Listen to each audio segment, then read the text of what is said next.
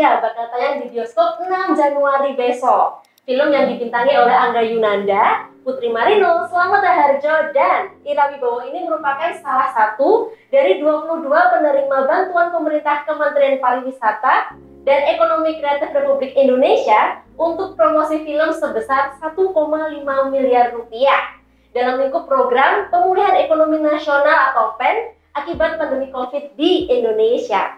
Nah, salah dua cast dalam film ini, Kak Angga Yunanda dan Kak Widi Mulia, ditemani oleh sutradara dari film Cinta Pertama, Kedua, dan Ketiga, ada Kak Gina Esnur, datang ke Jawa Pesadar Solo untuk ngobrol-ngobrol seputar film yang bakal tayang lusa, ya, 6 Januari. Oke, selamat sore Kak Angga, Kak Gina, Kak Widi. Gimana nih, sampai Solo, apa kesan yang dirasakan ini?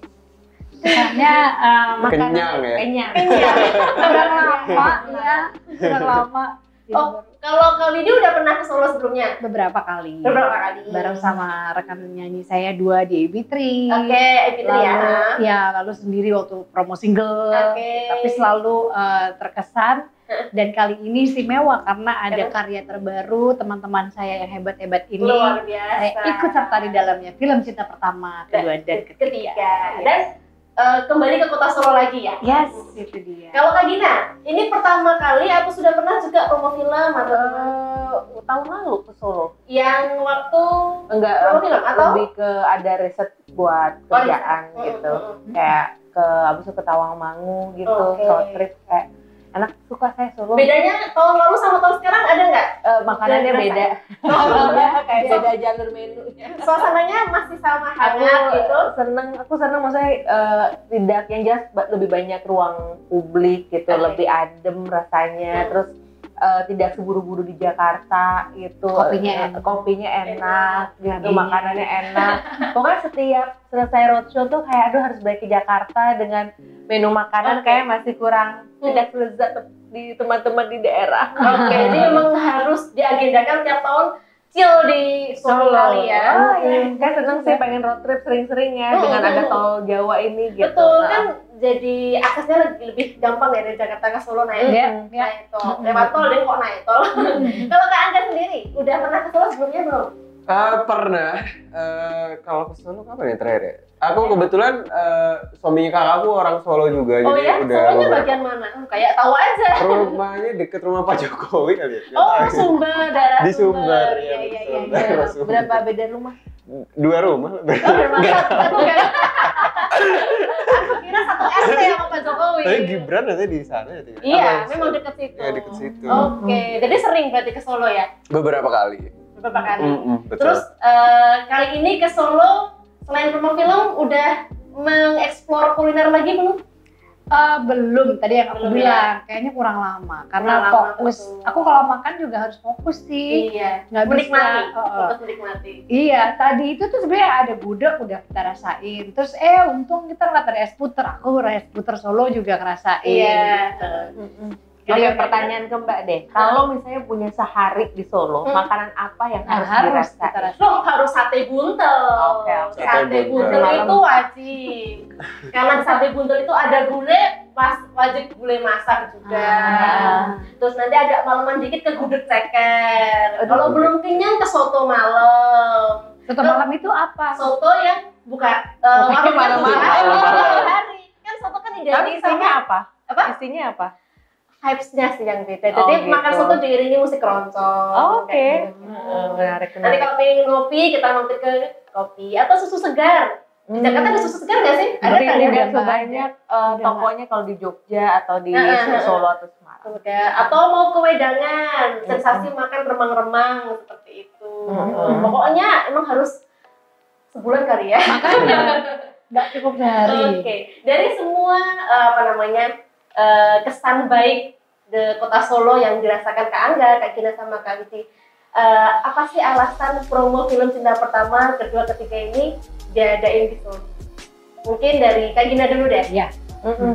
Karena kita selalu percaya kalau setiap daerah itu tuh pasti spesifik kan masalah keluarga. Tapi justru ketika bikin film Cinta Pertama, Kedua, Ketiga ini diawali dari masalah personal buat saya gitu, momen refleksi saya melihat bentuk keluarga dituliskan dan menjadi sebuah film, maka menarik banget tuh ketika bersama dengan filmnya mengunjungi penonton di tiap daerah gitu. Jadi kita pengen tahu apakah biasanya gitu kan, hal-hal yang personal tuh justru yang paling universal gitu. Apakah cerita ini tuh nyambung dengan penonton di tiap daerah masing-masing gitu. Karena saya selalu percaya film Indonesia itu tuh harusnya milik penonton Indonesia, tapi itu nggak akan bisa kejadian kalau pembuat filmnya tuh nggak mau turun bertemu langsung dengan masyarakatnya gitu. Itu sih. Oke. Kalau Kak Gina sendiri sebelum di film sebelumnya sudah pernah ke Solo belum? Kan ini kemarin sebelumnya ke Solo. Dua garis biru ke Solo, terus hari kemarin jalan-jalan juga ke Solo gitu. Nah, melihat antusiasme penonton Solo, itu seperti apa Kak Gina melihat orang Solo ini mengapresiasi film Tanah Air? Kalau kayak gitu harus 2 bulan 3 bulan lebih di Solo. Tapi sebenarnya kalau saya mungkin bisa jawabnya secara umum aja gitu, karena kan pas 2019 tuh lagi naik-naiknya kan perfilman Indonesia, tiba-tiba pandemi, terus penonton tuh juga sudah mulai terbiasa dengan tayangan di streaming gitu. Nah akhirnya gini kayak 2022 ini semoga bisa jadi awal yang bagus lagi buat perfilman Indonesia. Berarti harus membangkitkan lagi kepercayaan teman-teman yang dulunya suka menonton film Indonesia. Jadi yuk ini kita sowan ke teman-teman Solo, kayak halo, kita saling menyapa dan semoga karya ini bisa diterima dengan baik gitu. Kalau Kak Angga mungkin waktu film Dua Garis Biru juga ke Solo juga, ikut ke Solo juga. Betul, iya. Terus melihat antusiasme penonton Solo, kan waktu itu pasti ada gala premier ya? Atau special show kayaknya. Special show. Iya. Seperti apa Kak Angga melihat itu antusiasmenya orang Solo? Antusiasmenya sih selalu luar biasa ya di daerah gitu, terutama Solo, dan aku berharap banget sih semoga kita bisa balik lagi buat nonton film Indonesia seperti kata Kak Gina, karena apalagi ini momen awal tahun yang baik sih untuk kita semua bisa sama-sama belajar lebih banyak lagi mengenai banyak hal, dan itu bisa kalian dapetin di film-film Indonesia yang akan tayang di bioskop. Kalau Kak Wida sendiri gimana melihatnya? Oke, yang aku ketahui ya, yang kuat dari kota Solo itu adalah bahwa orang-orangnya apik, rapi, menghargai seni gitu ya, cita rasa seninya tinggi sekali. Dan Solo tuh terkenal dengan penari-penarinya yang berkualitas. Dan aku percaya setiap kota pasti punya keistimewaannya masing-masing dalam menghargai karya seni, dalam dia meneruskan tradisinya gitu ya. Nah, ini juga yang sebenarnya aku rasa ingin disampaikan di film Cinta Pertama, Kedua, dan Ketiga gitu, bahwa menjaga sesuatu yang baik itu tuh perlu kesinambungan kan ya gitu. Selain bebannya Wahana Kreator dan Gina Esnur di film Cinta ini, Cinta Pertama, Kedua, dan Ketiga ini berat, ada dia itu tadi mengembalikan kepercayaan orang gitu. Tapi kita juga ngajak penonton sebanyak-banyaknya, terutama teman-teman di Solo yang memang lebih spesifik gitu ya, mungkin dia memandang sebuah karya itu tuh kan bukan tanpa beban yang berat gitu ya. Jadi harus bagus. Sekarang Solo punya semua makanan yang enak-enak. Sekarang Solo itu tempat yang enak sekali buat chill gitu. Tapi apakah tidak menyimpan banyak kisah-kisah yang pahit, yang pelik, yang nggak enak gitu, pasti banyak kan gitu. Buat aku ini cocok banget ya, film Cinta Pertama, Kedua, dan Ketiga ini menggambarkan atau merefleksikan keindahan, kecantikannya Solo, bahwa rasanya itu menggugah dan selalu pengen ngajak orang untuk kembali ke sini gitu. Jadi ya emang film yang buat aku tuh emang cocok banget untuk teman-teman di Solo gitu. Kan seperti yang Kak Gina bilang, Kak Widi sama Kak Angga, bahwa ini adalah momen rebound, mengembalikan lagi kepercayaan penonton Indonesia khususnya di Solo untuk kembali menonton bioskop nih, menonton film-film Indonesia. Nah, di awal tahun ini kita membuka lembaran baru, disuguhkan film bertema keluarga.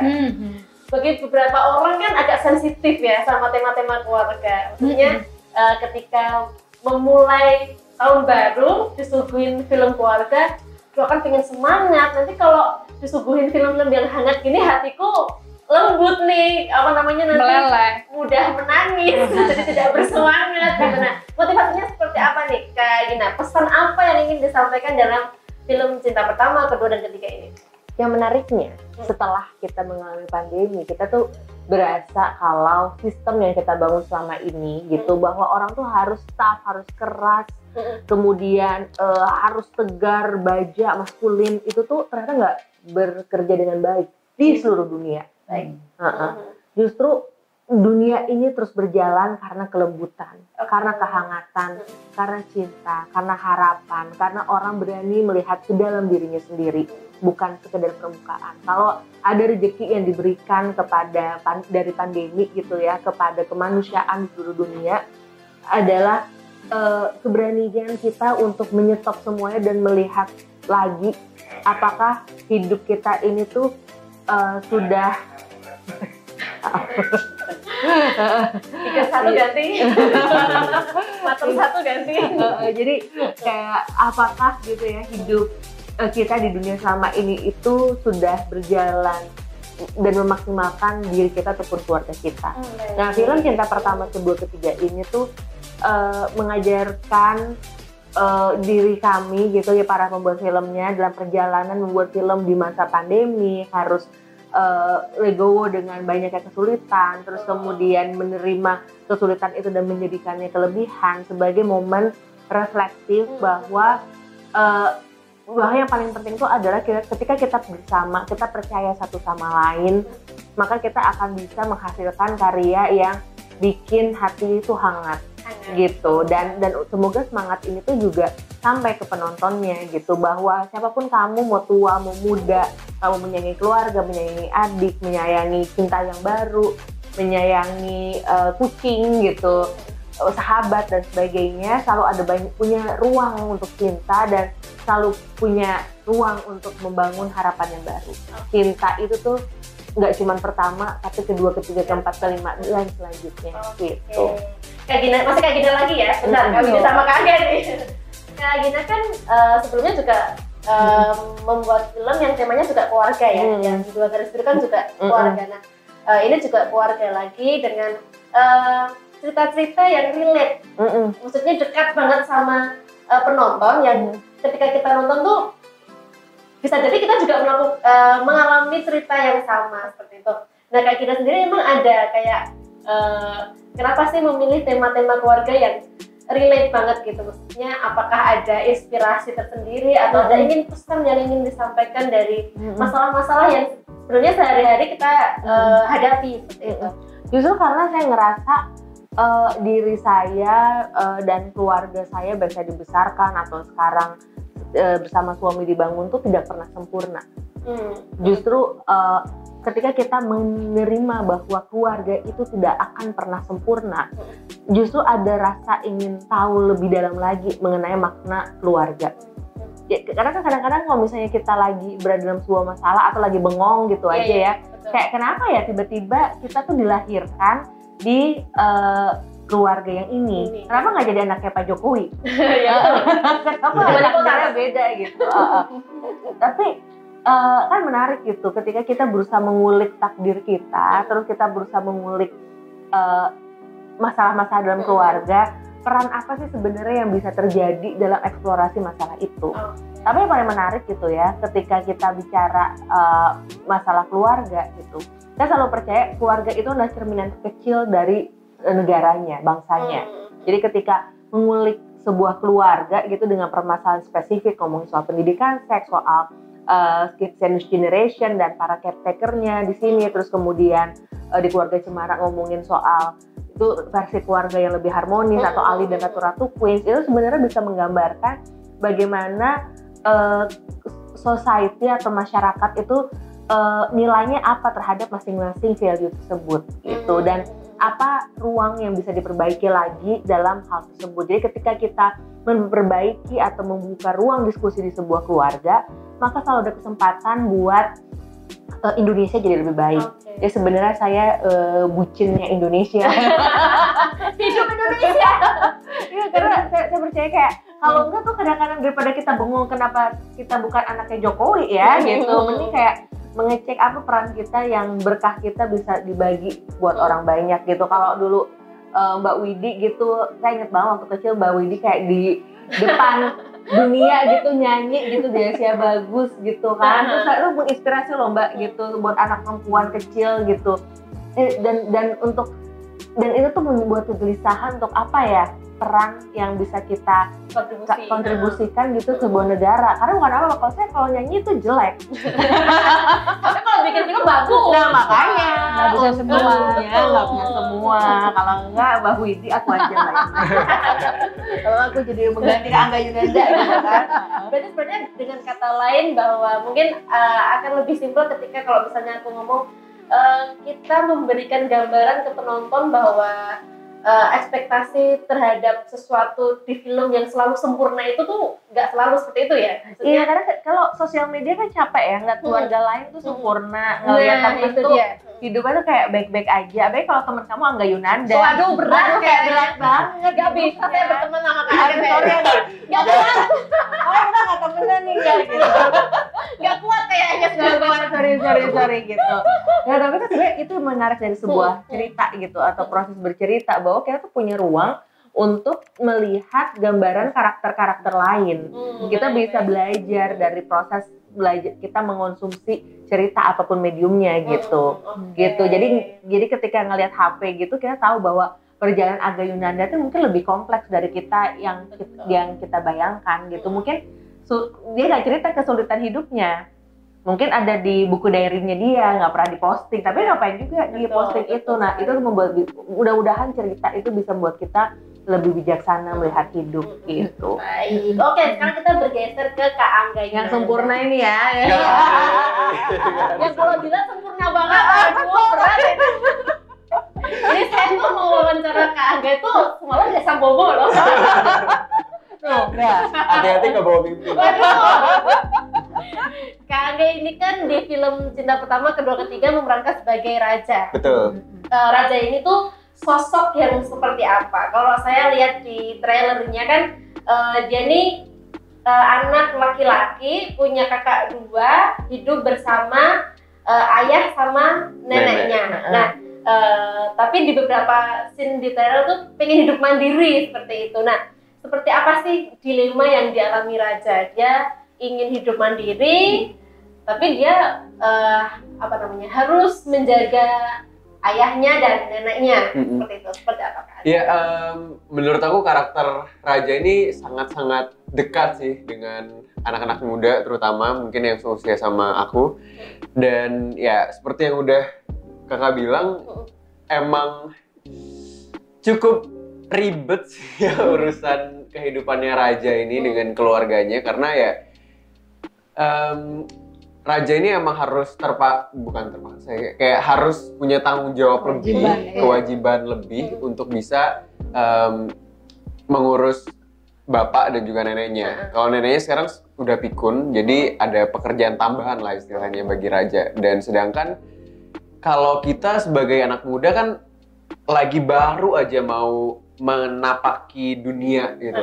Jadi kita lagi pengen banget untuk eksplorasi diri lah, yang pengen mungkin mengejar karir atau impian kita yang sepertinya udah banyak banget nih yang kita planning, tapi ternyata kita harus dihadapkan dengan istilahnya stuck gitu di tempat yang mungkin terkadang bukan tempat yang kita inginkan gitu, karena pasti ada aja sih orang yang pengen mungkin kayak pergi kemana, pengen mandiri, dan terkadang sebagai anak bungsu si raja ini suka nggak relate makanya sama kakaknya yang ngerasa kayak dia itu kayak masih udahlah anak kecil doang gitu loh, dengan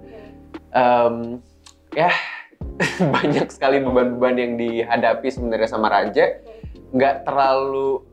Aku nggak tahu apakah dilihat sama bapak dan juga kakak-kakaknya gitu, karena ya sebenarnya setiap orang kan punya permasalahan dan problemnya masing-masing, dan itu yang aku nggak tahu apakah relate sama bapak dan juga kakak yang sepertinya cukup jauh perbedaannya ini gitu. Dan sangat menarik sih untuk sama-sama kita saksikan sih menurut aku, karena ini hal yang mungkin sedang dialami sama anak-anak muda kebanyakan di Indonesia. Oke. Susah nggak memerankan si sosok raja ini? Karena kalau menurut saya sendiri, ketika seseorang itu belum pernah mengalami yang berada di kakinya raja, berada di sepatunya raja, itu kayaknya sulit merasakan feel-nya bahwa gimana caranya dia pengen terbang, tapi mau nggak mau harus berada di sangkar karena keterbatasan. Nah, susah nggak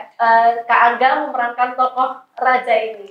Cukup sulit karena emang ya Kak Gina nggak pernah bikin skrip jelek. Jadi skripnya selalu udah pernah main sama Kak Gina sebelumnya, jadi skripnya selalu solid, selalu kayak kompleks banget, dan itu yang sebenarnya mungkin aku nggak tahu apakah semuanya merasakan atau enggak. Itu yang aku rasakan kayak oh my god, berat banget nih. Ada dia senyum-senyum waktu main ya kayak senyum sih, sampai sekarang juga senyum. Kayaknya kurang menantang nih ya. Berarti pandai menipu diri ternyata. Cukup berat sih, apalagi kayak, tapi aku banyak belajar dari tokoh raja. Dari tokoh raja juga, dan kebetulan emang temanya juga sama, maksudnya apa, situasi dan kondisinya juga sama seperti yang mungkin sedang kita alami juga di tahun 2020, di mana kita pandemi COVID-19, dan ceritanya Cinta Pertama, Kedua, dan Ketiga ini juga saat pandemi juga, dan itu yang membuat kayaknya semakin relate akan ke kungkungan ini. Saya fresh graduate akan relate banget. Sangat-sangat relate. Sumpah, temen aku kan kita udah nonton cukup banyak berkali-kali, bahkan sampai teman-teman aku juga nonton, dan itu bener-bener apa ya, sangat dekat dan dek banget gitu loh di hati mereka semua gitu. Bahkan kayak setelah nonton kayak gitu kayak jadi gak diri sendiri gitu lah, kayak menarik kan, kita tuh jarang banget mempupuk diri sendiri. Betul. Kita biasanya kayak oke, kamu tak ya kan, kita tuh kalau ngepupuk orang lain atau kayak kuat ya, kuat. Oke, jangan bisa gitu. Kadang-kadang kayak nggak apa-apa loh kita menyayangi diri sendiri dan bilang it's okay, maaf ya aku tepok.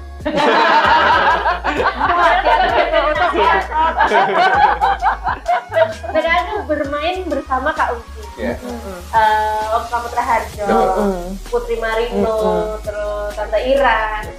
Seperti apa experience-nya? Wah, aktor-aktor senior banget semuanya, punya pengalaman yang bukan segudang lagi, bergudang-gudang. Dan sempet canggung nggak gitu loh? Kalau canggung mungkin sedikit, tapi banyaknya deg-degan. Nah, karena emang aku paling kecil, aku paling bungsu, nggak cuma di ceritanya, tapi emang satu kru dan pemain satu lokasi itu bener-bener paling kecil juga gitu. Jadi belajar banyak dan punya banyak kakak-kakak, bapak dan ibu baru juga di lokasi, dan sangat seru. Iya, nenek baru juga seru banget, menyenangkan. Salah satu pengalaman menyenangkan sekaligus pembelajaran paling banyak yang pernah aku dapatkan. Betul. Dan gitu Angga memerankan karakter yang lebih tua dalam film ini. Ini pertama kalinya juga buat aku. Iya, itu pengalaman pertama juga buat aku, karena bahkan dari project pertama sampai kemarin di Cinta Pertama, Kedua, dan Ketiga itu adalah pertama kalinya aku memerankan tokoh yang lebih dewasa daripada aku, dan itu benar-benar membuat aku jadi berproses lebih dewasa juga dalam kehidupan pribadi aku. Nggak kaget juga nanti kalau tiba waktunya lebih dewasa kali ya? Iya, udah sampai timbul uban nih kemarin tuh.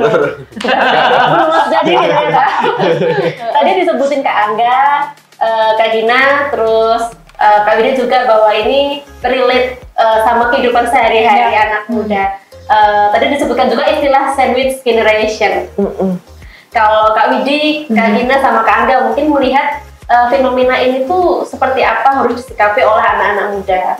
Nanti mungkin Kak Angga punya jawaban dari versi anak muda, Kak Widi dapat jawaban, orang bisa jawab dari versi orang tua, misal yang lebih tua. Nah, Kak Gina sendiri nanti juga bisa menjelaskan fenomena sandwich generation di Indonesia ini kayaknya banyak ya, maksudnya nggak satu dua orang yang ngalamin, banyak banget. Mayoritas mungkin juga mengalami hal yang sama. Nah, dari film ini mungkin pesan apa yang ingin disampaikan bahwa anak-anak muda itu harus seperti apa nih gitu loh. Kalau dia sedang mengalami masa berat itu. Berat ya.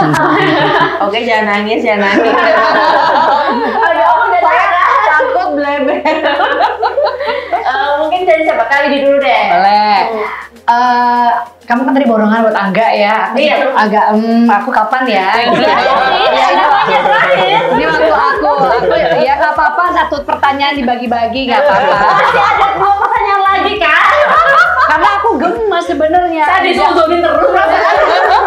Angga itu lupa bilang bahwa salah satu kesulitan yang dia berhasil taklukkan adalah menari loh di sini. Iya. Dan ini tuh Solo tuh kota penari loh, enggak? Lo nggak Oh. takut penonton ini ingin datang ke bioskop membuktikan sebagus apa hasil tariannya Angga? Sebenarnya nanti mau aku bahas sih si soal nari ini, tapi udah disinggung dulu jadi oke lah. Iya, aku ketolong sama aku ya. Ini hostnya 2 kan. Ya, tapi aku tuh terkesan itu dengan bahasa-bahasa yang dipilih sama Gina untuk menyampaikan pesan gitu ya di film ini, termasuk menari itu tadi, bahwa ada yang pernah nanya nih, cinta pertama, kedua, dan ketiga itu apa sih artinya? Nah itu tuh bisa ditafsirkan banyak sekali lapisannya. Dan satu lagi, sebenarnya dance, menari itu kan perlu ritme gitu ya. Aku suka banget Gina itu ngasih highlight bahwa di tengah hiruk pikuknya masalah yang kayaknya Angga bilang tadi itu kayak meteor ya, masalah tuh ada lagi terus gitu, bertubi-tubi gitu. Itu kayaknya kalau kita tinggal nemuin ritmenya gitu. Ada yang ritmenya cepat, ada yang ritmenya lambat, ada yang mungkin di antara lambat dan cepat akhirnya kita menemukan irama yang pas. Di 1, 2, 3 ini tuh kan sebenarnya waltz ya Gin. Kalau ngomong sama koreografer tarinya Putri sama Angga, Kak Dudi, itu waltz yang 1, 2, 3, 1, 2, 3 gitu. Kan aku ngerasa bahwa iya ya, ternyata bikin film yang berhasil, yang bagus, yang menghibur, itu selain skripnya bagus, ya harus ada kemampuan menyutradarai yang keren juga gitu. Jadi di sini buat aku film Cinta Pertama, Kedua, dan Ketiga berbicara soal sandwich generation, berbicara soal tentang mencari ritme kita masing-masing untuk bisa berdansa dengan segala kesulitan yang kita sedang hadapi.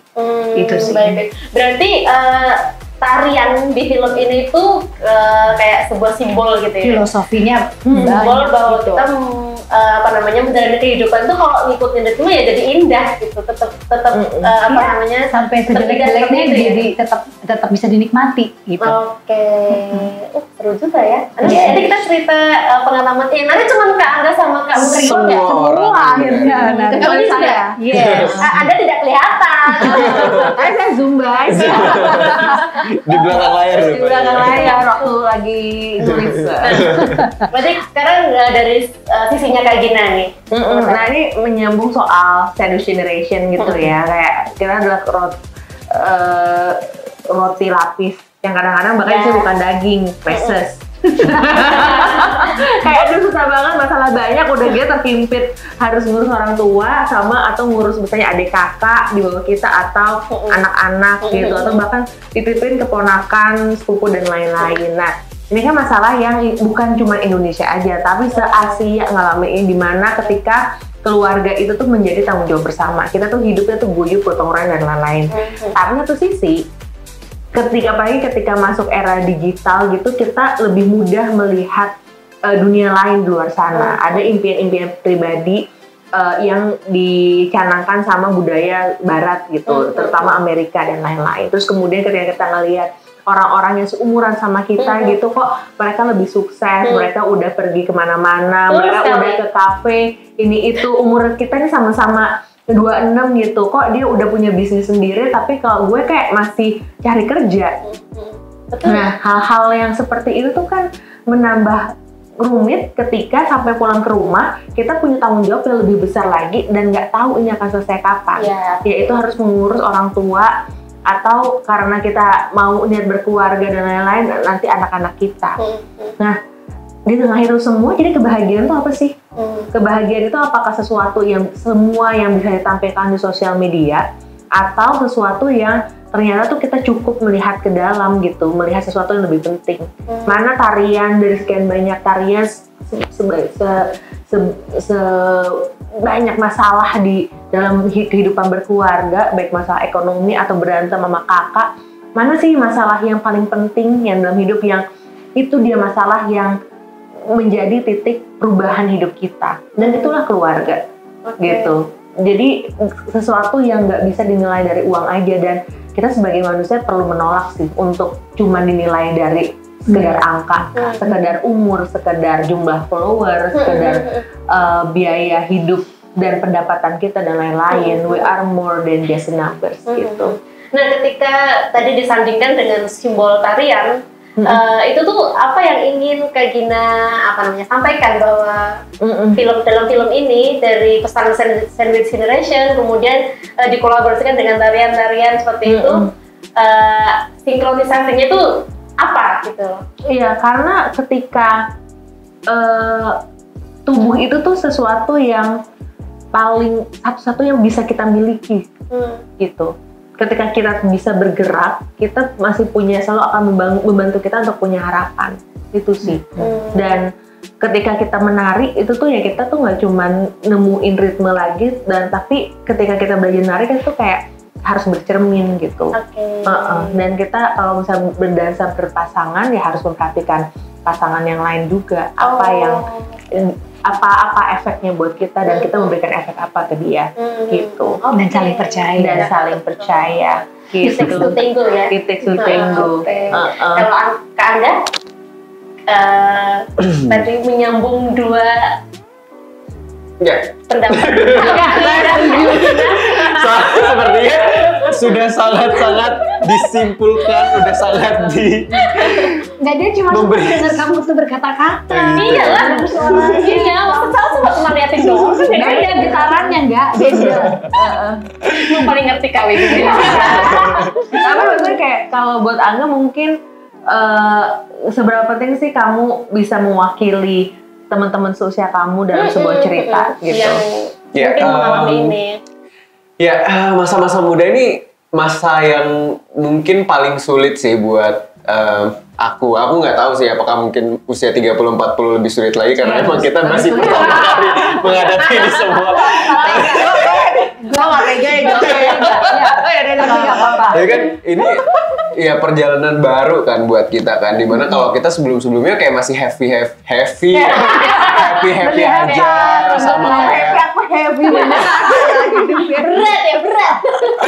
Iya, mesti kayak happy aja gitu. Dulu kayak kita ngerasa 5 tahun ke belakang aja kita masih kayak asik ngobrol dan main-main sama teman-teman kita, kayak cuma hidupnya cuma ngerjain PR, ngerjain tugas, itu bukan ngerjain masalah hidup orang, apalagi masalah hidup sendiri gitu. Jadi kayak ini suatu adaptasi yang baru sih buat kita semua sebagai anak muda gitu. Apalagi kayak sebenarnya di Indonesia ini jarang banget mau diomongin masalah hidup orang yang sebenarnya itu kayak gimana, masalah menjadi dewasa itu seperti apa gitu. Karena kayak kita tiba-tiba udah kaget aja sama masalah yang sangat menumpuk dan gak habis-habis itu gitu loh. Dan menurut aku ini yang bisa jadi momen reflektif juga buat kita, mungkin momen pembelajaran juga buat kita semua, kalau ya kita harus sedini mungkin untuk bersiap tentang apapun keadaan yang mungkin kedepannya kita nggak akan tahu seperti apa gitu. Dan pasti setiap orang punya masalah hidupnya masing-masing, pasti mungkin punya limitnya masing-masing juga, dan kita nggak pernah bisa kayak menilai masalah hidup A lebih berat dari B atau masalah C lebih ringan dari aku pribadi gitu, karena setiap orang pasti punya masalahnya masing-masing dan punya takarannya masing-masing gitu. Dan aku ngerasa berat banget sih emang permasalahan apalagi Sandwich Generation ini ya, apalagi di Indonesia gitu, apalagi kita sebagai anak muda yang kayak ini apa aku tidak siap dengan semua ini macam gitu. apa? Hidup apa ini gitu. Karena kayak jarang banget buat dibahas, dan semoga aja dari film ini bisa sama-sama belajar untuk bisa memaknai hidup itu seperti apa, memaknai keluarga itu kayak gimana. Dan menurut aku yang paling penting untuk kita bisa kembali dan kita bisa merangkul itu adalah ya keluarga sih, balik lagi. Jadi semoga aja ini tontonan yang baik sih untuk kita tonton bersama-sama. Mungkin buat kalian yang sampai saat ini mungkin masih punya apa ya, kerenggangan mungkin sama keluarga, atau mungkin masih kayak nggak bisa memaafkan apa dalam suatu topik atau apa. Kalau mungkin aja kita bisa nontonnya bareng-bareng, semoga aja ini bisa menjadi momen untuk bisa saling merangkul, saling memaafkan, dan bisa menjalani hidup ini bersama-sama. Karena menurut aku kalau kita bisa menjalaninya itu bareng-bareng, pasti apapun masalahnya pasti akan jadi lebih ringan. Kalau Kak Widi kan berperan sebagai ratu ya, kakaknya raja. Nah, si kakaknya raja ini, ratu ini tokoh yang seperti apa sih? Ketika melihat raja yang merengek, pengen hidup mandiri seperti itu, padahal ada ayah sama nenek yang masih harus diurusin. Nah, kalau dari Kak Widi itu memerankan tokoh ratu seperti apa? Oke, ratu di sini tuh sebagai seorang saksi hidup yang pertama gitu ya, betapa bertanggung jawabnya ayahnya, Bapak Dewa ini. Betapa berhasilnya ratu tuh punya dapat gambaran yang ideal gitu, bahwa lelaki itu pemimpin gitu ya, yang bisa diandalkan gitu. Gagahnya Bapak kami semua ini. Dan udah mulai agak ciut dan pesimis, sedih ketika sudah menua gitu. Jadi semua rasa bersalahnya ratu itu akhirnya nggak mau akhirnya turun ke raja gitu. Jadi sayang-sayangnya dia sama raja, karena ratu itu akhirnya juga sekaligus menjadi ibu pengganti ibu kami yang meninggal saat melahirkan raja. Dia pasti akan selalu memberikan cinta yang keras gitu. Maksudnya tough love banget nih buat adik yang kecil ini. Tapi banyak banget yang ratu sebenarnya rasain, bahwa dia juga kehilangan banyak cita-citanya, bahwa dia juga kehilangan masa buat dia bersenang-senang pada saat remaja dan dewasanya. Jadi dia merasa ya udah bebannya gue kasih raja aja, karena biar dia tahu sekaligus tuh menjadi pemimpin seperti bapak tuh rasanya kayak gimana gitu. Nah, tapi banyak sekali hal yang komunikasi yang hilang di sini, karena itu tadi mungkin Ratu dan Suri, walaupun udah Suri nih ya, ini tetap adalah representasi dari ibu perempuan pada umumnya yang memandang hidup ini sulit sekali loh gitu. Nah, di saat seperti ini raja lah yang akhirnya buat aku sih menjadi perwakilan suara dari yang nonton gitu ya, bahwa ya generasinya belum beda-beda, tapi emang salah kalau gue juga nikmatin hidup gue gitu. Jadi sebenarnya tidak ada rengekan, tidak ada tuntutan dari raja apapun selain dia menuntut dirinya sendiri untuk siap memfasilitasi, siap menjawab tanggung jawabnya dia tuh di banyak sisi. Ya sebagai caretaker si bapaknya, sebagai istilahnya perwakilan kakak-kakaknya nih, ini gue dititipin ini gitu. Jadi di sini Ratu nggak bisa banyak berbuat sesuatu, tapi dia nekan terus ke raja bahwa lo harus. Tapi akhirnya lucunya karena kok yang dia lakukan kayak salah terus gitu ya, karena dia bukan ratu, karena dia raja yang memang punya caranya sendiri gitu, punya cintanya sendiri, yang kita sendiri tuh udah siap cinta, tahu apa lo tentang cinta? Terus kok di zaman era kayak gini tanggung jawab tuh bukan cinta-cinta nih bapak nih, nenek gitu. Menarik sih. Dan interaksi si Ratu sama Raja ini tuh kayaknya sering ya, maksudnya di film ini. Oh, tapi nggak ada sering bapak sama raja sih. Dan aku sebagai pemain juga gitu ya, sangat menikmati permainan semua setiap adegan bapak sama anak di film ini ya, raja sama dewa gitu. Dan aku nggak sebanyak itu, cuma memang aku sama raja nggak pernah harmonis sih.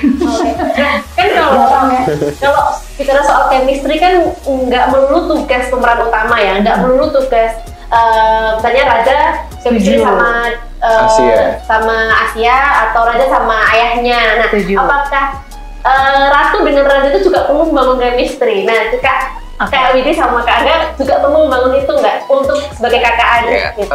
Chemistry-nya menurut aku klop banget sih, karena kalau chemistry-nya kurang nggak mungkin kayak tanpa rasa bersalah gitu mukul-mukul. Dia ada dendam bunyi. Aku sama Angga itu pernah diproduksi sebelumnya, tapi bukan kakak dan adik. Aku melihat, aku sayang banget sama Angga, aku sayang banget. Pokoknya kayak, aduh, ini anak bener-bener aku jagain, kalau sebisa mungkin ya syukurnya anak ini baik mau dengerin gitu. Jadi di film ini jadi kakak tuh gue kayak seneng banget gue nggak jadi ibu-ibu momen ya. Jadi ibu tuh aku senang, emang udah alami lah gue tuh emang ibu gitu. Cuman di sini jadi kakak yang nggak harus manis terus, itu kayak ini kesempatan nih gitu. Karena aku juga memang di kehidupan nyata juga seorang kakak kan dari dua adikku. Jadi chemistry sebenarnya nggak terlalu sulit, udah kenal dan emang ada rasa empati sama Raja dalam segala bentuk dia berkarya gitu ya. Dan di sisi lain emang skripnya love banget. Jadi kita kayaknya ini udah disatukan dalam cerita ini gitu ya. Ya gitu. Oke, jadi kita tonton ya nanti chemistry kakak adik yang seperti apa nanti antara Kak Widi sama Kak Angga. Betul. Terakhir menutup obrolan, karena kalau nggak ditutup sampai maghrib kita nanti. Bener dong. Kak Gina, tantangan membuat film di masa pandemi. Mungkin nanti bisa diceritain apa sih yang membedakan bikin film di kondisi normal sama di masa pandemi itu, apa yang paling menjadi poin penting gitu. Kemudian tadi kan disebutkan di awal bahwa film ini adalah salah satu dari 22 penerima bantuan teman parekraf ya. Itu tuh seperti apa sih prosedurnya, atau apakah dipilih dari pemerintah atau mengajukan film yang seperti ini tuh gimana sih untuk insight aja untuk film baru kan Rio Warsada Soul TV. Siap. Oke, jadi mungkin konteks besarnya dulu bahwa salah satu semua terdampak industri ketika tiba-tiba pandemi gitu. Kita lagi film tuh lagi naik-naiknya, pariwisata lagi naik-naiknya, semua lah lagi menuju titik puncak sebenarnya sebagai sebuah negara. Terus kemudian pandemi menyetop itu semua, dan kalau misalnya ke film itu impactnya adalah bioskop ditutup, terus yang kedua produksi tuh bingung cara bergeraknya gimana. Akhirnya makanya tuh awalnya tuh syutingnya tuh mulai Maret 2020. Terus akhirnya mundur 3 bulan karena PSBB, baru lagi syuting di sekitar bulan Juli ya, bulan Juli 2020. Itu padahal waktu tinggi-tingginya kasus nih. Belum. Oh belum. Kita tuh 2021 mulai lockdown. Itu setelah kita beruntungnya karena kita setelah PSBB, jadi kita kasusnya tuh masih seribuan gitu Mbak gitu. Udah berhenti lockdown ya pas udah berhenti. Nah akhirnya pada saat itu ngobrol sama produser dari Star Vision, karena ini kerja bareng gitu, Star Vision Mohana Kreator, Bapak Chan Parwasertia, produser saya di Gua Garis Biru juga. Beliau tuh karena udah ada umurnya sekitar 60-an akhir gitu, terus udah kelas 5 SD, jadi kerja di dunia perfilman. Jadi dia tahu tuh asam garam naik turunnya industri di bukan cuma Indonesia tapi dunia gitu. Dan dia bilang kalau ini terus menerus berhenti, kita tuh nggak akan ada lagi pergerakan roda di industri. Sedangkan ketika kita bicara soal industri dan ekosistem perfilman Indonesia tuh bukan cuma syuting aja, ada namanya eksibisi, terus kemudian ada kru, ada pendidikan dan lain-lain. Nah, itu harus digerakkan kembali. Setelah ngobrol, terus kemudian kita riset dari berbagai industri film di negara lain yang udah mulai syuting, terus kita memperhatikan berita-berita dari penelitian dari luar negeri gitu.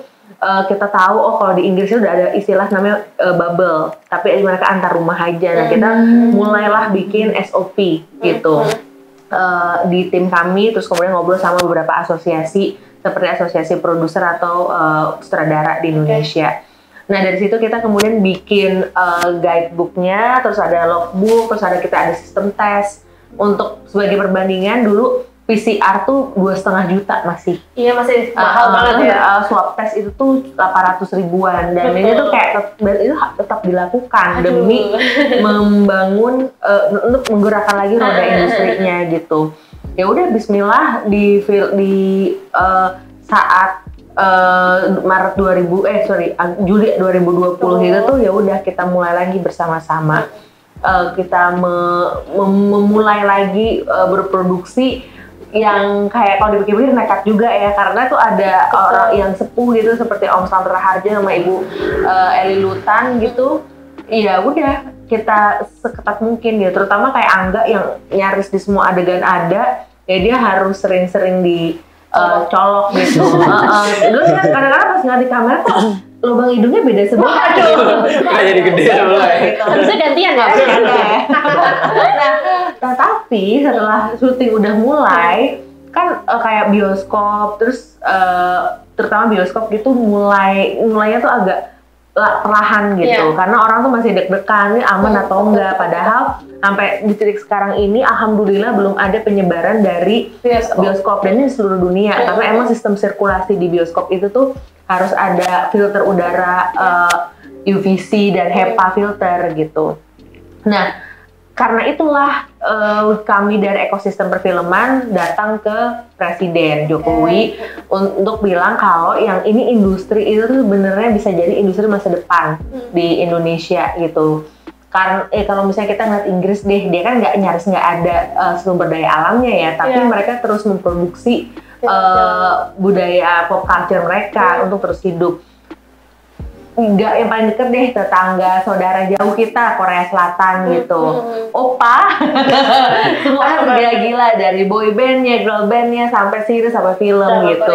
Itu karena dipikirkan serius sama pemerintahnya. Nah, yang namanya industri apapun di dunia ataupun ekosistem apapun di dunia itu tidak bisa berjalan kalau tidak didampingi sama pemerintah gitu. Harus ada kebijakan-kebijakan yang dikeluarkan oleh pemerintahnya untuk melindungi ekosistem ini agar bisa terus bergerak. Salah satunya dengan dana PEN, pemulihan melalui dana pemulihan ekonomi nasional diberikanlah beberapa miliar kepada si industri film.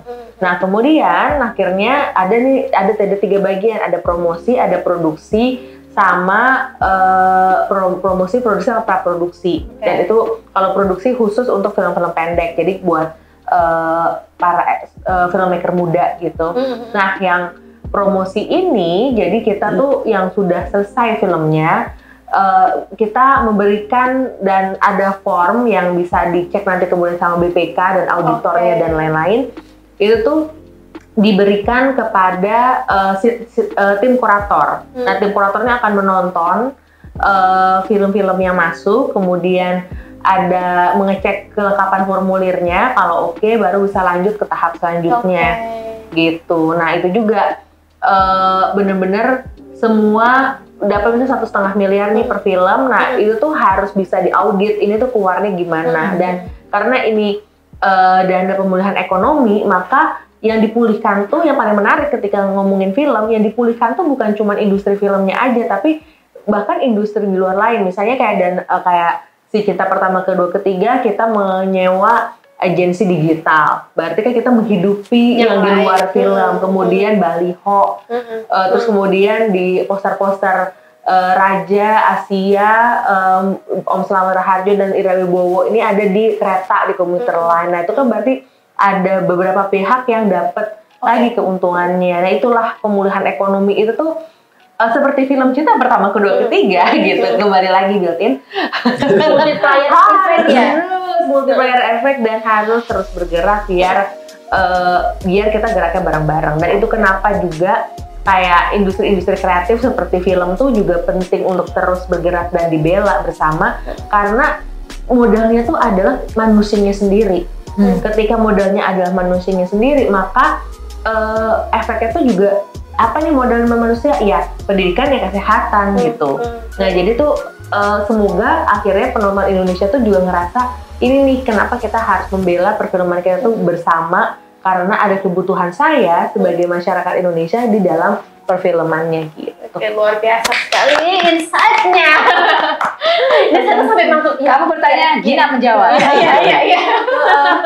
Oke, Pak Joko. Udah jadi Pak Joko filmnya. Oke, terima kasih banyak Kak Widi dan Gina, Kak Angga sudah mampir ke kantor Yayasan Jalpo Sadar Solo. Pertanyaan-pertanyaan bagus sekali. Aku senang. Aku juga senang. Kak Angga. Terima kasih sekali sudah mampir. Nanti mungkin tahun depan kalau Kak Gina mau promo film lagi, bisa mampir ke sini. Kak Angga juga boleh. Kak Widi mau promo film atau lagu bisa. Itu dipromosi saya. Mungkin terakhir ajakan ke viewers Sadar Solo TV dan penonton di Solo pada umumnya untuk mengajak nonton film ini. Silahkan. Dari saya, film yang pertama, kedua, dan ketiga ini sangat layak untuk di apa ya, sepadan lah kalau kamu taruh dulu handphone kamu selama hampir berapa menit? 112 menit untuk menyelami kisah keluarga Dewa. Sangat layak sekali, dan kita tuh bener kata Gina tadi gitu, jarang-jarang ya, udah berapa tahun nggak ngeliat Angga, wajah-wajah aku mungkin gitu di layar lebar sekali gitu, karena kita dari handphone taruh dulu, nikmatilah wajah Angga sepuas-puasnya di film Cinta Pertama, Kedua, dan Ketiga. Mulai 6 Januari ya di bioskop. Angga? Ya, ini film yang sangat-sangat baik untuk bisa kita sama-sama tonton, menjadi tontonan awal tahun. Siapa tahu bisa memberikan banyak sekali hal-hal baru untuk kalian semua, menjadi penyemangat juga untuk kita bisa menjalani tahun 2022 yang sebenarnya tidak menentu, tapi harus tetap optimis mengenai masa-masa yang akan datang. Dan menurut aku ini film yang nggak bisa ditonton sekali dan sendirian, harus berkali-kali dan bareng orang-orang tercinta mulai tanggal 6 Januari di bioskop. Oke, biar makin penasaran, kita tanggal 6 langsung menggeruduk ke bioskop terdekat di Kota Solo. Terima kasih banyak Kak Widi, Kak Gina, Kak Angga. Sampai ketemu lagi. Tanggal 6 Januari. 6 Januari di bioskop.